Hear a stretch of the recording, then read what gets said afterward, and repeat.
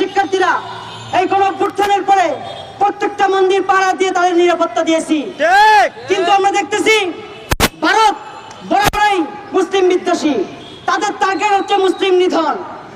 গতকালকে আমরা দেখলাম ভারতীয় পুলিশ প্রশাসন বলতেছে যে এটা নাকি তাদের ঐতিহ্য, তাদের ঐতিহ্যে আমরা বাংলাদেশ থেকে থুতু জানাই।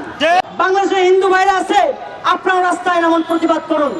এই দাবি শুধু মুসলমানদের নয়, মানব সভ্যতার দাবি। শুধু মুসলমান নয়, প্রত্যেকটা নাগরিকের জন্য যারা আন্দোলন করে প্রত্যেকের উচিত এই দাবির সাথে সংহতি প্রকাশ করা। আমরা হিন্দু ভাইদের যে মন্দির আছে সেগুলা দাড়ি টুপি নিয়ে আমরা কি করেছি, পরিপূর্ণ পাহারা দিয়েছি। অথচ আজকে আমরা কি দেখছি যে ভারতে মসজিদে আমাদের মুসলিম ভাইদেরকে নামাজ পড়ার অধিকার দেওয়া হচ্ছে না।